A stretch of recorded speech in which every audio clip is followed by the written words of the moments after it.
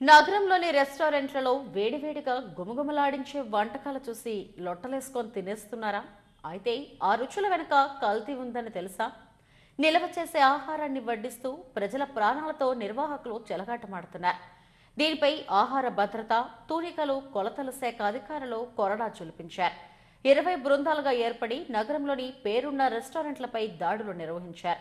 ఒక్కో రెస్టారెంట్లో నిల్వ ఉంచిన ఆహార పదార్థాలు, పాచిపోయిన చికెన్, ఫుడ్ కలర్స్ ఇలా కలగలిపి వడ్డిస్తున్నట్టు గుర్తించారు. ఆయా రెస్టారెంట్లలో శాంపిల్స్ సేకరించి కేసులు నమోదు చేశారు. నివేదిక రాగానే సంబంధిత రెస్టారెంట్ల యాజమాన్యాలపై చర్యలు తప్పవంటున్న అసిస్టెంట్ ఫుడ్ కంట్రోలర్ ఎస్ కళ్యాణ చక్రవర్తితో మా bureau chief Chittubabu face to face. ఆహార కల్తీ నగరంలో ఎక్కడ చూసినప్పుడు కూడా ఫుడ్ కల్తీ అవుతుందనేది ఈ మధ్యకాలంలో పెద్దగా వినిపిస్తున్నటువంటి అంశం. అయితే ఇటీవల ఫుడ్ సేఫ్టీ ఆఫీసర్స్ పెద్ద ఎత్తున దాడులు నిర్వహించి పలు హోటల్స్, రెస్టారెంట్ల మీద పెద్ద ఎత్తున దాడులు చేశారు. వాటి మీద కేసులు కూడా నమోదు చేశారు. కేసులకు సంబంధించిన వివరాలు మనం అడిగి తెలుసుకుందాం. సార్ మనతో ఉన్నారు, వారిని అడిగి తెలుసుకుందాం. సార్, ఈ కల్తీ ఎలా జరుగుతుంది? మీరు చేసిన దాడుల్లో ఎటువంటి విషయాలు మీకు బయటపడ్డాయి? అందరికీ నమస్కారం అండి. మేము 1వ తారీఖున 2వ తారీఖున మొత్తం రాష్ట్రంలోని అన్ని ఫుడ్ ఇన్స్పెక్టర్స్ను ప్లస్ లీగల్ మెట్రాలజీ టీము ఒక సంయుక్తంగా ఫామ్ అయ్యి మొత్తం గౌరవ మా కమిషనర్ గారి ఆదేశాల మేరకు పూర్ణచంద్రరావు గారు మా జాయింట్ ఫుడ్ కంట్రోలర్ వారి పర్యవేక్షణలో మేము అన్ని దాడులు చేసామండి. ఈ మొత్తం ఈ దాడిలో 20 టీములు ఫామ్ అయినాయండి. ఒక రోజులో రెస్టారెంట్లు చూసాము, 1వ తారీఖున రెస్టారెంట్లు చూసాము, 2వ తారీఖున మన బేకరీస్, స్వీట్ షాప్స్ చూసామండి. మాతో పాటు లీగల్ మెట్రాలజీ టీమ్స్ కూడా ఫామ్ అయినాయి. ఇద్దరం కలిపి సంయుక్తంగా ఈ దాడులు చేస్తామని. ఈ దాడుల్లో మెయిన్గా ఏంటంటే కిచెన్ అనేది మట్టుకి చాలా బాగోలేదని మా అధ్యయనంలో మేము చూసుకున్నామండి. ఏం చేస్తున్నారంటే ఆ ఫ్రిడ్జ్నెస్ లేదు, ఆ ఫ్రిడ్జ్లో పెట్టేస్తాం ఫుడ్ని, స్టోరేజ్ కండిషన్స్ సరిగ్గా లేవు, హైజీనిక్ కండిషన్స్ సరిగ్గా లేవు. వాటి మీద మేము అందరికీ నోటీసులు ఇచ్చాము, శాంపిల్స్ కూడా లిస్ట్ చేసాము. ఫస్ట్ రోజు 41 శాంపిల్స్ తీసాము, రెండో రోజు 39 శాంపిల్స్ తీసాము. అవన్నీ వచ్చిన తర్వాత ల్యాబ్ రిపోర్ట్ వచ్చిన తర్వాత వాటి మీద వచ్చిన రిపోర్టు వచ్చిన దాని మీద ఆధారం మీద యాక్ట్ ప్రకారం ఎటువంటి వారి మీద చర్యలు తీసుకోవాలో ఆ విధంగా తీసుకుంటామండి చర్యలు. అంటే జనరల్గా 20 టీంలు కలిపి ఎన్ని షాపుల మీద దాడులు చేశారు? వాటిల్లో ముఖ్యంగా మీరు గమనించింది ఏంటి? ఈ 20 టీంలు కలిపి 45 ఆట మీద దాడులు చేసామండి. ఒక్కో టీంలో 2 కింద 2 చేసామండి. ఒక్కో టీము 2 ఇన్స్పెక్షన్స్ చేసాయన్నమాట. వీటిలో మెయిన్గా చెప్పింది ఏంటంటే అందరూ కలర్స్ వాడుతున్నారండి. మెయిన్ కలర్స్ వాడుతున్నారు. వాళ్ళు కిచెన్ ఒకటి బాగోలేదు. ఇక స్వీట్ షాపులకు వచ్చేటప్పుడు కూడా కార్ఖానాసెస్ హైజీనిక్ కండిషన్స్లో లేవు, మినిమం హైజీనిక్ కండిషన్స్. మనం ఏంటంటే నేను చెప్పేది ఏంటంటే మన ఇంట్లో మన వంటిల్లు ఎంత నీట్గా ఉంటుందో అంత నీట్గా కిచెన్ మెయింటైన్ చేస్తామనేది సాధ్యం కాదు, ఎవరికి సాధ్యం కాదు. కానీ మినిమంగా అయితే ఉండాలి. అక్కడే వాటర్ స్టోరేజ్ అవుతాం, అక్కడే గార్బేజ్ పెడతాము, ఒక దాని మీద మూతలు పెట్టబోతాము, క్యాప్స్ వాడిపోతాము. ఇవన్నీ ఈ స్టోర్డ్ ఫుడ్ అంటే ఒక ఫుడ్ని ఒకసారి మనం ప్రిపేర్ చేసామంటే, కుక్ చేసామంటే దాన్ని ఎట్టి పరిస్థితుల్లో ఫ్రిడ్జ్లో పెట్టకూడదండి. ఓన్లీ మ్యాగ్నేషన్ చేసిన ఫుడ్నే మన ఫ్రిడ్జ్లో పెట్టాలి తప్ప ఒకసారి కుక్డ్ ఫుడ్ని మళ్ళీ ఫ్రిడ్జ్లో పెట్టి మళ్ళీ దాన్ని వేడి చేసి ఇస్తాం అనేది చాలా చాలా చాలా డేంజరస్.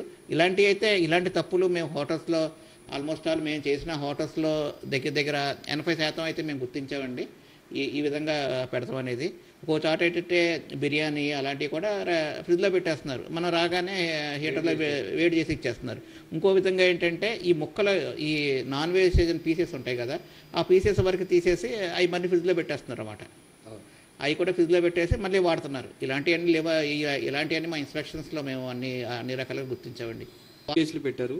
ఆ కేసుల్లో మీకు రిజల్ట్ ఎలా ఉంది? ఇప్పుడు రేపు పొద్దున్న వాళ్ళ మీద ఎటువంటి యాక్షన్ తీసుకుంటారు?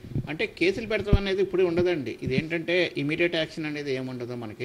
మనకి ల్యాబ్కి రిపోర్ట్ ఏ శాంపిల్ తీసామో అన్ని ల్యాబ్కి పంపిస్తాము. ఆ ల్యాబ్లో వచ్చిన రిపోర్ట్ ప్రకారము మనకి వచ్చిన దాన్ని బట్టి ఒకవేళ అన్సేఫ్ వస్తే ఒకలాగా ఉంటుంది, సబ్స్టాండ్ మిస్ బ్రాండ్ వస్తే ఒకలాగా ఉంటుంది.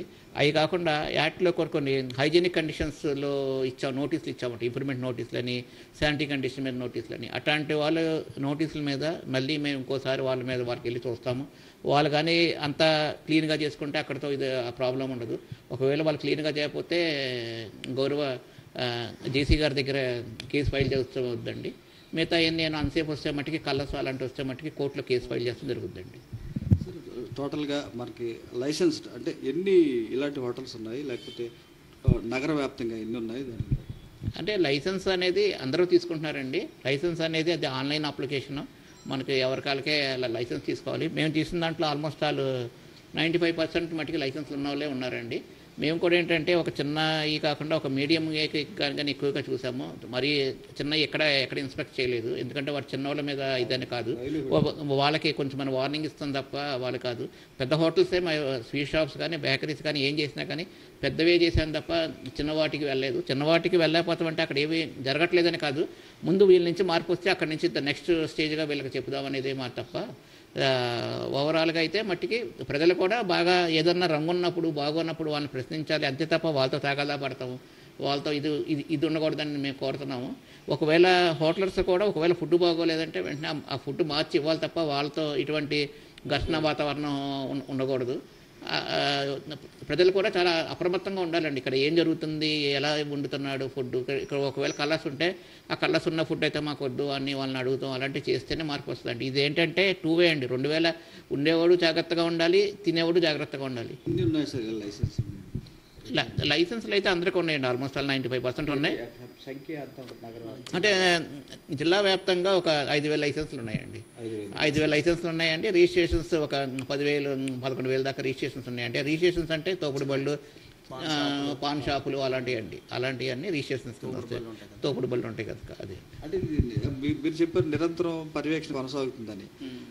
ఫుడ్ ఇన్స్పెక్టర్లు అంటే ఇప్పుడు అన్క్వాలిటీగా ఉందనుకోండి, మీకు కంప్లైంట్ చేయాలంటే ఎట్లా సార్? అంటే కంప్లైంట్ చెప్పాలంటే ఫోన్ ద్వారా అంత కంప్లైంట్ చేస్తామేనండి. ఫోన్ నెంబర్స్ ఉన్నాయండి. ఫోన్ ద్వారా కంప్లైంట్ చేస్తామే, లేదా రిటర్న్గా కంప్లైంట్ చేస్తామే. మనం రిటర్న్గా కంప్లైంట్ చేసినా కానీ ఎటు చేసినా కానీ మనం అంటే ఇక్కడ ఒక ఏరియాకి ఒక ఫుడ్ ఇన్స్పెక్టర్ ఉంటారండి. ఆ ఏరియా ఫుడ్ ఇన్స్పెక్టర్ వేరే విధుల్లో ఉన్నారనుకోండి, ఆ రోజు వెళ్ళకుండా మరుసటి రోజు వెళ్తాడు. అంతే తప్ప ఆ రోజుల్లో ఆఫీస్లో ఉంటే మటుకు ఆ రోజే వెళ్ళి ఇన్స్పెక్ట్ చేస్తాడండి. లాస్ట్గా చెప్పండి, ఇప్పుడు వాటర్ మీద చాలా కల్తీ జరుగుతుంది. కొన్ని ట్యాంకుల్లో ప్లాస్టిక్ డబ్బాల్లో పంపిణీ చేస్తున్నారు. అది ఎంతవరకు ఆరోగ్యంగా ఉంటుంది?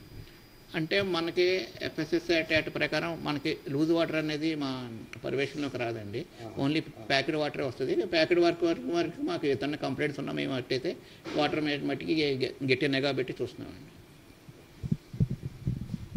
ఇది ఇటీవల జరిగినటువంటి దాడుల్లో చాలా వరకు ఆహార కల్తీ తాము గుర్తించామని, ఆ ల్యాబ్స్ కూడా వాటి శాంపిల్స్ తీసి ల్యాబ్ పంపించామని, వచ్చిన ఆ నివేదికల ఆధారంగా జాయింట్ కలెక్టర్ కోర్టుకి వీళ్ళని పెట్టి దాని మీద తదుపరి చర్యలు కూడా తీసుకుంటామని assistant food controller Kalyan Chakravarthi గారు చెప్తున్నారు.